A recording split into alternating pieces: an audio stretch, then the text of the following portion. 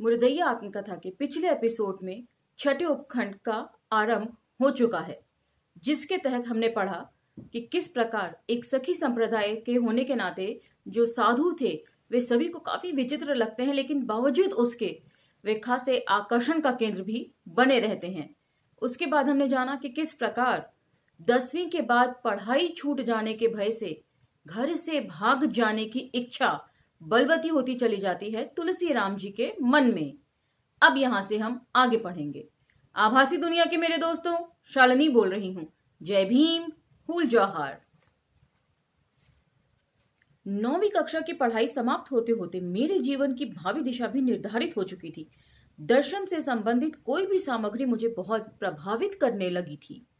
इस दौरान 14 अप्रैल 1963 को चिरैया कोट थाने से सूचना आई कि प्रख्यात विद्वान महापंडित राहुल संस्कृत यायन का निधन हो गया है, इसीलिए दोपहर के बाद स्कूल में छुट्टी होगी।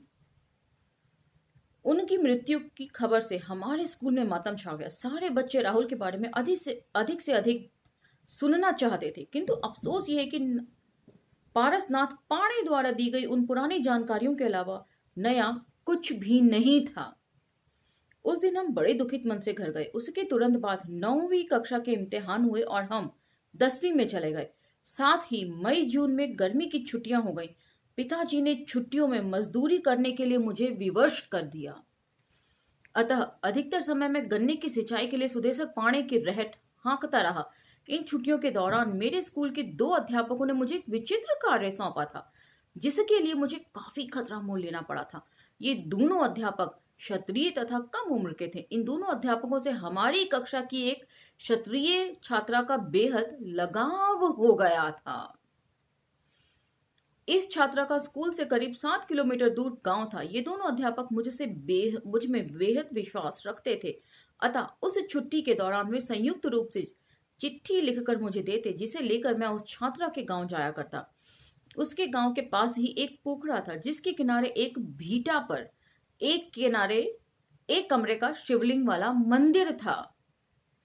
उसमें कोई पुजारी नहीं होता था। पूर्व निर्धारित कार्यक्रम के अनुसार उसी मंदिर पर चिट्ठी सौंपना होता था। मैं उन दोनों अध्यापकों द्वारा लिखित चिट्ठी को पलाश के एक बड़े पत्ते का लिफाफा बनाकर उसके अंदर रखकर बबूल के बड़े बड़े कांटों से सिल देता था। जिन लोगों ने पत्तलों में खाना खाया है या गांव देहात में जहां आज भी पत्तल पे भोजन परोसने की प्रथा है, उसमें वे जानते हैं कि किस प्रकार ऐसे छेद करके लकड़ी से उसको पिरो दिया जाता है। पत्तों को एक के साथ एक। उन दिनों प्राय लोग पलाश के पत्ते में फूल लपेटकर मंदिरों में पूजा के लिए जाया करते थे, इसलिए मैंने भी चिट्ठी की पहचान मिटा देने के हिसाब से पलाश के पत्ते के दोने में उसे पूजा के फूलों की शक्ल दे देता था। पोखरे के पास गन्ने के खेत थे। मैं उन्हीं गन्नों की फसलों के बीच छिपा रहता था। इस बीच पोखरे के मंदिर के पास उस छात्रा को आते देख मैं जल्दी से उस दोने को वहीं फेंककर पुनः गन्ने के खेत में छिप जाया करता था तथा उस छात्रा द्वारा जवाब में लिखी गई चिट्ठी को वापस लेकर उन अध्यापकों को सौंप देता था। छात्रा 1 और अध्यापक 2। तो ये त्रिकोण प्रेम की कहानी जैसा लगता है। इस तरह मैंने 3 चिट्ठियों का आदान प्रदान उस छुट्टी में सफलतापूर्वक किया था। इस प्रयास में मैं भयंकर रूप से डरा रहता था, क्योंकि वह छात्रा एक बड़े जमींदार की बेटी थी। अतः इस त्रिकोणीय कथा का प्रतिफल कुछ भी नहीं निकल सका। 10वीं कक्षा के मध्य में ही उस छात्रा का कहीं अन्यत्र विवाह हो गया। यह छुट्टी एक अन्य घटना के कारण भी मेरे लिए यादगार बन गई थी। हमारे ओझा सोखा तांत्रिक रिश्तेदारों के गांव मंगरपुर में एक बड़े जमींदार के बेटे लाल बहादुर सिंह थे। लाल बहादुर सिंह भी हाई स्कूल के छात्र थे, किंतु उनका स्कूल हमारे स्कूल से बहुत दूर था। रिश्तेदारों के यहाँ आते जाते लाल बहादुर सिंह से मेरी दोस्ती हो गई थी। लाल बहादुर सिंह के घर में घोड़ा पाला जाता था, जो उनका एक्का खींचता था। उनके घर वाले जहां कहीं भी जाते वे अपने एक्के का इस्तेमाल करते। एक दिन लाल बहादुर सिंह अपने एक्का हाँकते हुए हमारे घर आ गए और मुझे लेकर चिरैया कोट चले गए। लाल बहादुर सिंह कम उम्र में ही भयंकर शराबी बन गए थे। अतः उन्होंने चिरैया कोट थाने के पास स्थित देशी शराब के ठेके से 1 बोतल शराब खरीदी। उन्होंने एक मीट की दुकान से 1 किलो मीट भी खरीदा। वहीं चिरैयाकोट मोड़ पर सड़क के किनारे अहरा लगाकर एक मिट्टी के घड़े में खड़े मसाले वाला मीट पकाना शुरू कर दिया। एक अन्य घड़िया में चावल पकाया गया। लाल बहादुर सिंह ने उस दिन मेरी इच्छा के विरुद्ध मुझे एक तरह जबरन से शराब पिलाई। पहला घूंट आज भी याद है। उसकी कड़वाहट से सुनसुनी चढ़ गई थी, किंतु थोड़ी देर बाद जब नशा चढ़ना शुरू हुआ तो स्वेच्छा से पीने की रफ्तार बढ़ गई। हम दोनों मीट चावल के साथ पूरी बोतल खाली करके सड़क के किनारे जमीन पर लेट गए। कुछ होश हवास नहीं था। पास में एक्का में बंधा उनका घोड़ा जब तब हिनहिनाता रहता। भयंकर नशे की हालत में उस घोड़े की उपस्थिति सोचकर मुझे बड़ी राहत मिली थी कि जैसे तैसे घर पहुंच ही जाऊंगा। शराब पीने के इस पहले ही अवसर ने मुझे नशे में एकदम चकनाचूर कर दिया था, किंतु बार बार सोचने पर मजबूर हो जाता था कि जब घर वाले इस हालत में मुझे देखेंगे तो मैं क्या जवाब दूंगा। ये उस दौर की बात हो रही है जब शराब पीना बहुत अच्छा नहीं माना जाता था और हर कोई शायद ये पीता भी नहीं होगा, और इस कम उम्र में पीने का मतलब तो बहुत निर्लज्ज हो जाना होता होगा। और पहले ही तुलसी राम जी के लिए मुश्किलें कम नहीं थी, उन्हें आवारा भी घोषित कर दिया गया था नटनिया के चलते। उठकर हम दोनों हर कदम चलने का अभ्यास करते, किंतु भरभरा कर एक दूसरे के ऊपर गिर पड़ते। इस बीच आजमगढ़ से गाजीपुर जाने वाली यूपी रोडवेज की 7 बजे शाम वाली बस भूपू बजाते हुए हमारे बगल से गुजर गई। उसकी तेज हेडलाइट से हमारी आंखें चौंधिया गई थीं। हमारे पास कोई घड़ी तो थी नहीं, किंतु इस बस के चिरैयाकोट से रोज 7 बजे गुजरने वाली घोषित समय सारणी से मैं ये सोचकर अत्यंत चिंतित होने लगा कि अपने गांव पहुंचते पहुंचते काफी रात हो जाएगी। मैं बार बार लाल बहादुर सिंह से गांव चलने को कहता तो वे हर बार अपने गांव ले जाने की जिद करने लगते थे। हम दोनों अपनी अपनी जिद पर काफी देर तक अड़े रहे। अंतोतगत्वा उस घोर नशे की हालत में लाल बहादुर सिंह की सामंती पृष्ठभूमि जाग उठी और वे काफी देर तक शब्दों से मेरी मां बहन का इस्तेमाल करते रहे। उनके इस व्यवहार से आतंकित होकर मैं एकदम अवाक रह गया था। मैं बिना कुछ बोले लड़खड़ाते हुए वहां से 7 किलोमीटर दूर स्थित अपने गांव की तरफ चल पड़ा। अभी मुश्किल से मैं 50 कदम चला था कि पीछे से तेजी से आकर लाल बहादुर सिंह मेरी दोनों टांगों को पकड़कर बैठ गए और गिड़गिड़ाते हुए मुझसे माफी मांगने लगे। उनके मुंह से बार बार निकलता, हम तोहके कितना गरियाऊ ले। हाँ। हम दोनों वापस एक्के के पास आ गए और लाल बहादुर सिंह घोड़े को चाबुक से बार बार प्रहार करते हुए मेरे गांव की तरफ चल पड़े। अंधेरी रात में घोड़ा बार बार बिदक कर सड़क पर नहट जाता था। इस प्रक्रिया में घोड़े पर सैकड़ों चाबुक पड़े थे। हम बड़ी मुश्किल से देर रात सोता पड़ने पर अपने गांव पहुंचे। लाल बहादुर सिंह को देखकर रात में किसी ने कुछ कहा नहीं हो। एक बैल वाली हौदी में मैंने चारा पानी डाल दिया तथा घोड़े को खूंटे से बांधकर हम दोनों घर के सामने वाले कुएं की जगत पर सो गए। सवेरा होने पर लाल बहादुर सिंह अपना एक एक का हाँकते हुए मंगरपुर लौट गए। दूसरे दिन उनके जाने के बाद एक बार फिर मेरा सामना नग्गर चाचा की गालियों की बौछार से हुआ। शराब पीने की इस घटना से मेरे घर वालों के इस तर्क को बड़ा बल मिल गया कि मैं एक छटा हुआ आवारा लफंगा बन गया हूं। मेरी पढ़ाई छुड़ा देने की मुहिम को एक नया बल मिल गया। शराब पीने वाली बात पूरे गांव में तेजी से फैल गई। गांव के ब्राह्मण हमारे घर वालों से कहते कि ज्यादा पढ़ने से लोग पागल हो जाते हैं, इसलिए बच्चों को ज्यादा नहीं पढ़ाना चाहिए।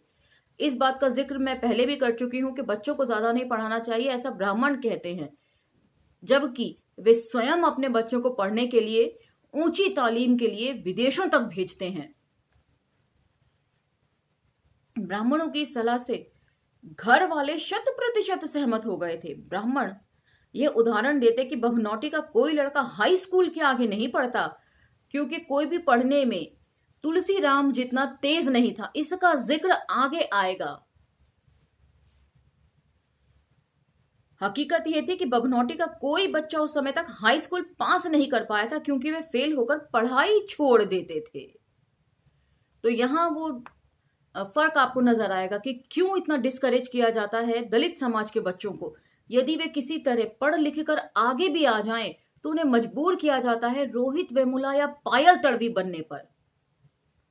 और अभी केरल से एक और केस है जिसके ऊपर रतन जी ने 2 दिन पहले वीडियो बनाई थी एक बच्ची की, जिसकी पीएचडी सबमिट नहीं होने दी जा रही, वो धरने पर बैठी है।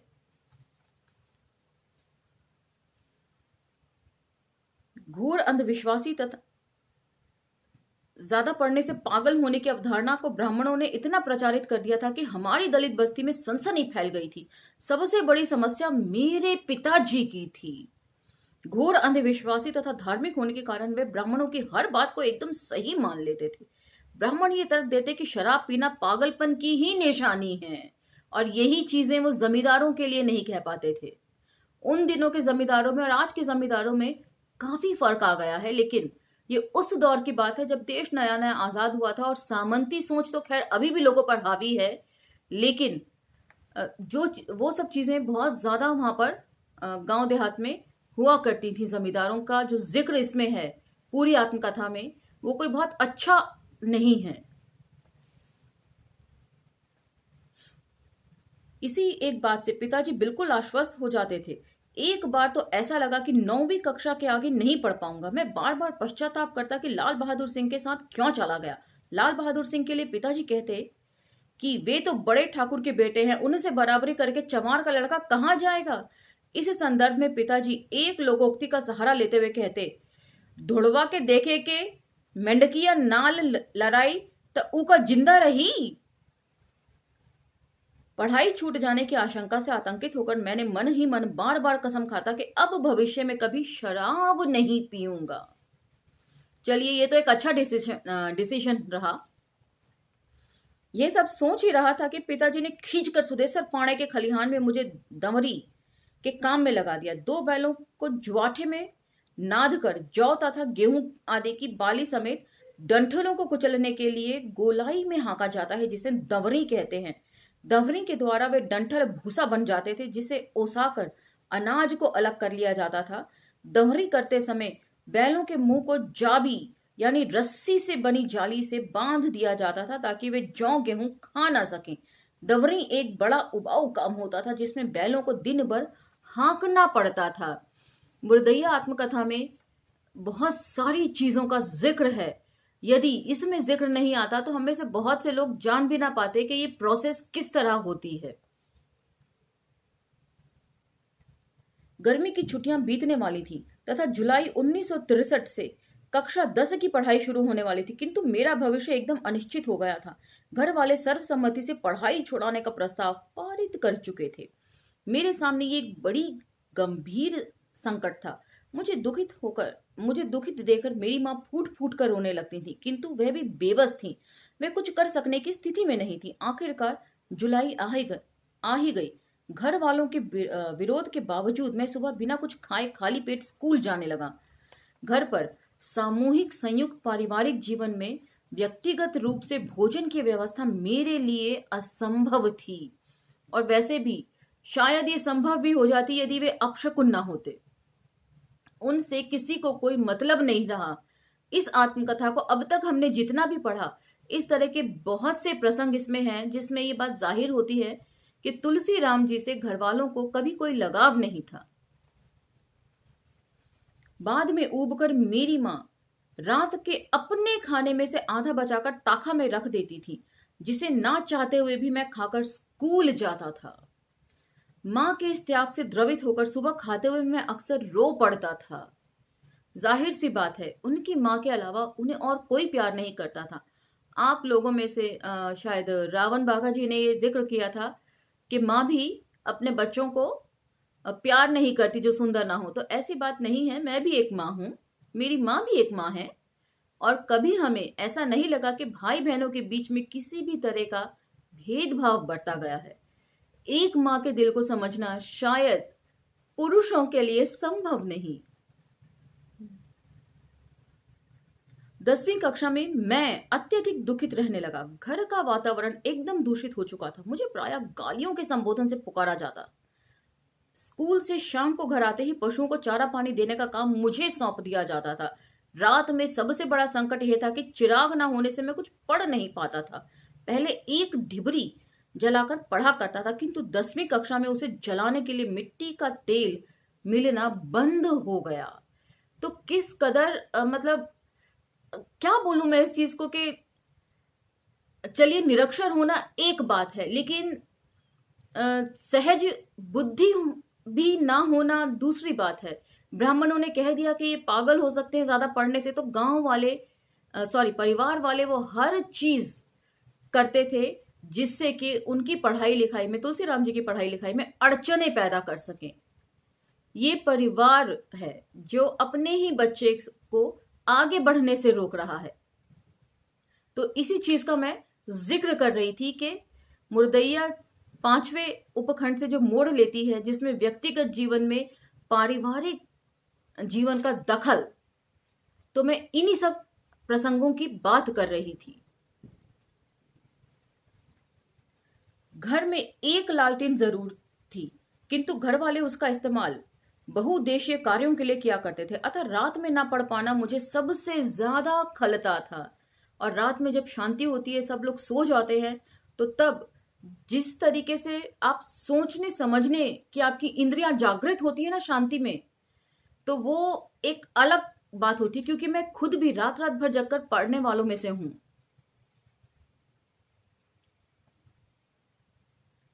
उधर स्कूल में हर्ष विषाद का मिश्रित वातावरण तैयार हो चुका था। मेरे अधिकांश अध्यापक बहुत सम्मान के साथ पेश आते थे, किंतु कुछ सवर्ण छात्र मुझसे नफरत करने लगे थे। शायद नफरत की यही वजह होगी कि अध्यापक जो हैं वो सवर्ण होने के बावजूद तुलसीराम जी से, जो एक चमार समुदाय से हैं, उस छात्र को इतना क्यों सर पर चढ़ा रहे हैं।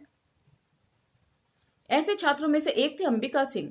प्रवृत्ति से वे हिंसक नहीं थे और वे हमेशा शराफत से बात करते थे। उनकी मूल शिकायत यह थी कि कक्षा में अध्यापकों द्वारा पूछे गए प्रश्नों का जवाब मैं ही क्यों सबसे पहले दे देता हूं। उनका तकिया कलाम था, तू कहाँ है कि बड़ा तेज बनेला। इस तरह के आक्षेपों से मैं कक्षा में कुछ बोलने से हिचक जाता था। चूंकि हमारे स्कूल के संस्थापक बाबा हरिहर दास क्षत्रिय थे, इसलिए वहां इस समुदाय का बोलबाला था। अधिसंख्य अध्यापक भी क्षत्रिय थे। ऐसे अध्यापकों में एक थे सुग्रीव सिंह, जो हाल ही में गोरखपुर विश्वविद्यालय से बीए पास कर अध्यापक बने थे। वे हिंदी पढ़ाते थे और वे मुझे खूब प्रोत्साहित करते थे। जो लड़के मुझसे चिढ़ते, उनके बारे में वे कहते, इन लंठवन से मत डरी, हां इनकर ठुकराई ना चली, इनकी ठकुराई ना चली। शीघ्र ही सुग्रीव सिंह मेरे संरक्षण जैसे बन गए। 10वीं कक्षा में समय ज्यों ज्यों बीतता जाता, चिंता उतनी ही ज्यादा बढ़ती जाती, क्योंकि उन दिनों हाई स्कूल की परीक्षा का रिजल्ट बहुत बुरा होता था। तो आगे बढ़ने के लिए इस तरह की जब विषम परिस्थिति हो, बिना किसी मेंटर के लिए आगे बढ़ना काफी मुश्किल हो जाता है। और यहां पर इस चीज का ध्यान रहे कि जितने भी इनको मेंटर मिले तुलसीराम जी को, उनमें से एक भी फिलहाल अभी तक दलित नहीं है। तो इसीलिए ये कह देना, एक लाठी से सबको हाँक देना कि सभी सवर्ण बुरे होते हैं, तो ऐसी बात नहीं है। इन आत्मकथाओं को पढ़कर ये भ्रम टूटता है। और बढ़ाने भी वाले इसलिए हैं क्योंकि या तो हमारे लोगों में काबिलियत नहीं होती, इसीलिए यहां पर तुलसीराम जी बहुत काबिल हैं। इतने काबिल कि उनकी काबिलियत को नकारा नहीं जा सकता। हमारा दलित समाज पढ़ने लिखने से ही कतराता है, काबिल ही नहीं बनना चाहता है। वे चाहता है कि बैठे बैठे उन्हें सब कुछ मिल जाए। इसके पीछे इतनी विषम और प्रतिकूल परिस्थितियों में कोई पढ़कर दिखा रहा है, कितने लोग इतनी हिम्मत करेंगे हमारे लोगों में से। इसीलिए उंगली उठाने से पहले जो 3 उंगलियां हैं उनकी तरफ देखिए, वो आपकी अपनी तरफ इशारा करती हैं कि आप कितनी मेहनत करते हैं। यहां पर हर कदम पर तुलसीराम जी का स्ट्रगल दिखाई देता है, संघर्ष दिखाई देता है, जिसके चलते दूसरे सवर्ण अध्यापक भी उनके कायल हो जाते हैं मेहनत के। तो पहले उतनी मेहनत करिए, यहां सबको अपना ड्यू मिलता है, लेकिन उसके लिए उतनी मेहनत की जरूरत होती है।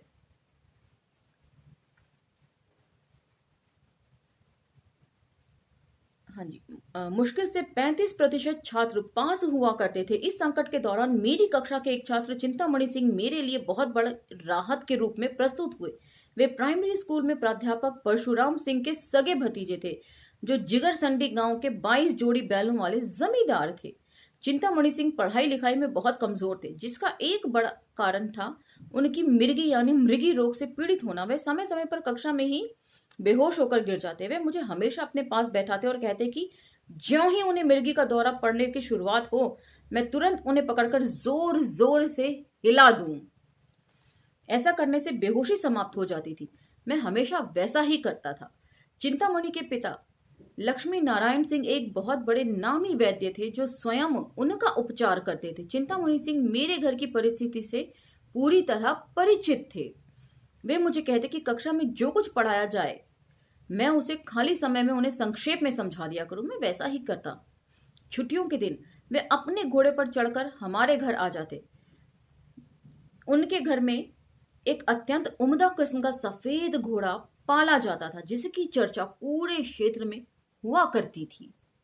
वे जब भी घोड़ा लेकर आते, दलित बस्ती के हर उम्र के लोगों की भीड़ उसे देखने के लिए उमड़ पड़ती थी।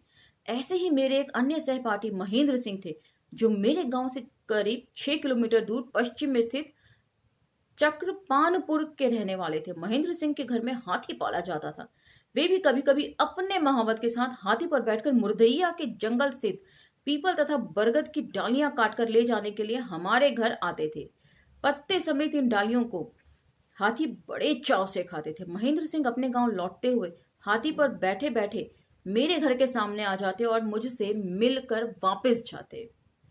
इन दो बड़े हाथी घोड़े वाले जमींदारों के लड़कों के चलते दलित बस्ती में मेरी इज्जत काफी बढ़ गई थी, किंतु घर वालों की निगाह में आवारा गर्द हो गया था। क्योंकि जमींदारों को शायद बहुत अच्छी नजर से नहीं देखा जाता होगा, क्योंकि जमींदार का मतलब होता था शोषणकर्ता, और शोषणकर्ता से किसी दलित बच्चे की दोस्ती का शायद यही मतलब निकाला जाता होगा कि अब ये आवारा हो गए हैं। ऐसे ही एक रविवार के दिन चिंतामणि सिंह मेरे घर आए। मैं उस दिन सुदेसर पाणे के खेत में जौ की बुवाई के बाद समतल करने के लिए हींगा चलाने गया था। साथ में पिताजी भी थे। घर में मेरी अनुपस्थिति के दौरान नग्गर चाचा ने मेरे लिए अनेक अपशब्दों का प्रयोग करते हुए उन्हें बताया कि मैं सुदेसर पाणे के खेत में गया हूं। चिंतामणि सिंह अपना घोड़ा लिए पूछते हुए सुदेसर पाणे के खेत में आ गए। उस दिन वे बहुत द्रवित हुए थे। वे मुझे लेकर मेरे घर के दक्षिण की स्थित गुदिया नामक सिवान के पास कुएं पर बैठकर बड़ी देर तक बात करते रहे। द्रवित होने वाली बात भी थी। जहां उनके इंटेलिजेंस का डंका सब जगह बजता है, हर स्कूल, हर छात्र, हर अध्यापक के बीच में, वहीं उनके अपने घर वालों को उस पढ़ाई लिखाई की कोई अहमियत ही नहीं पता। उन्हें लगता है कि तुलसीराम जी आवारा हो गए हैं। पढ़ाई लिखाई का मतलब बिल्कुल महत्व नहीं। अच्छे नंबर क्या होते हैं, वे क्यों जरूरी हैं, इससे उन्हें कोई मतलब नहीं।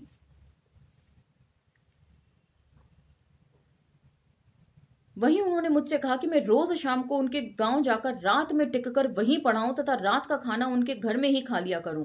यह एक ऐसा प्रस्ताव था जिसे सुनकर मैं एकदम आश्चर्यचकित रह गया, किंतु मेरी खुशियों का ठिकाना नहीं था। इसका मतलब कि मन चाही मुराद मिलना। वे रात को पढ़ना मिस करते थे और यहां पर रात में ही पढ़ा देने की बात की जा रही थी। मैं घर के जंजाल से छुटकारा पाना चाहता था। साथ ही इस बात की भी खुशी थी कि अब मेरी माँ रात में अध पेटवा खाना से कुछ राहत मिल जाएगी। उन्हीं दिनों स्कूल के मंदिर पर दशहरे का मेला लगा हुआ था। परंपरा के अनुसार इलाके के कई जमींदार अपने हाथी घोड़ों के साथ मेले की दौड़ में हिस्सा लेते थे। चिंतामणि सिंह के चाचा बहुत अच्छे घुड़सवार थे। उस मेले में वे अपने घोड़े को हवा की तरह उड़ाए थे। इसी मेले के दूसरे दिन से मैं रोज शाम को करीब 1.5 घंटे पैदल चलकर चिंतामणि सिंह के गांव जिगरसंडी चला जाता था। उनका बहुत बड़ा मकान था, जिसके बगल में एक बहुत लंबा चौड़ा अलग से बरामदा था। उसमें उनके 22 जोड़ी बैल बांधे जाते थे। उसी बरामदे से सटकर 3-4 कमरे थे। एक कमरे में उनका घोड़ा बंधा रहता था, एक अन्य कमरे में रात में उनके 2 दलित मजदूर सोते थे जो बैलों की देखभाल करने के लिए रखे गए थे। रात में चिंतामणि सिंह अपने घर में से खाना लाकर एक मजदूर की थाली में डाल देते थे। मैं जब खा लेता तो वे मजदूरों को खिलाते थे। तो एक बात यहां गौरतलब है कि इतना करने पर भी उन्हें अपनाने में हिचकिचाहट थी। तुलसीराम जी को जो खाना दिया जाता था वे मजदूरों की थाली में था, अपने बर्तनों में उन्हें तुलसीराम जी को खाना खिलाना पसंद नहीं था। कि मतलब उनकी जो इंटेलिजेंस है, उनकी जो होशियारी है, जो समझ है, वो तो उन्हें आकर्षित करती है। उसके चलते वे दोस्ती करना चाहते हैं तुलसीराम जी से, लेकिन उससे ज्यादा नहीं।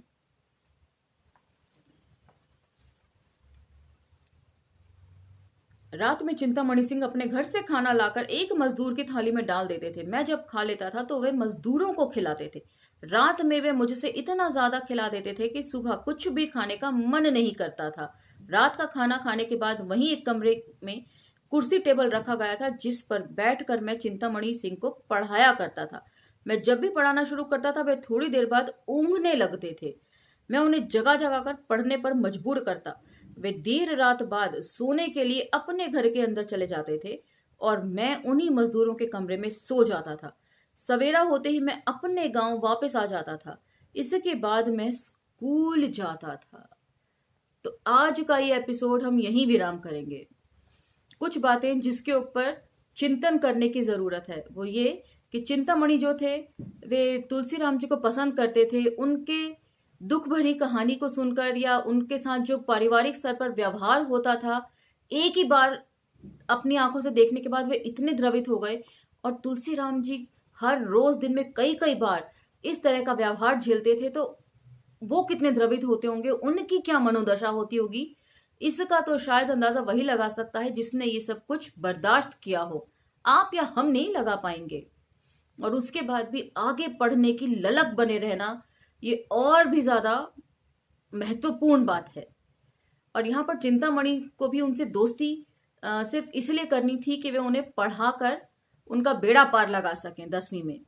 और तुलसीराम जी भी यही सोचते होंगे शायद कि चलो कैसा भी व्यवहार हो, मेरे से आराम से बात कर रहे हैं। और जो छुआछात है वो तो एक्सेप्टेंस है सभी की तरफ से। दलित भी जानते हैं कि वे ठाकुरों के या ब्राह्मणों के बर्तनों में खाना नहीं खा सकते हैं। यहाँ तक कि पहले भी जिक्र है कि उनके जो चौधरी चाचा मरे थे वो अलग बर्तनों को रखवाया करते थे, अलग हंडिया के। कोई अपना भोजन पका के खाना चाहे अलग से तो उनके लिए अलग थाल और अलग हंडिया हुआ करती थी। तो इन सब चीजों के चलते मुर्दैया यहाँ तक पहुंच गई है। बस कुछ पन्ने और हैं पहले खंड के खत्म होने में। तो उम्मीद है वह भी मतलब जल्दी करके हम आगे बढ़ सकेंगे। तो आज का एपिसोड यहीं पर, अगले एपिसोड में आपसे फिर भेंट होगी। तब तक लाइक शेयर सब्सक्राइब करना ना भूलें। धन्यवाद।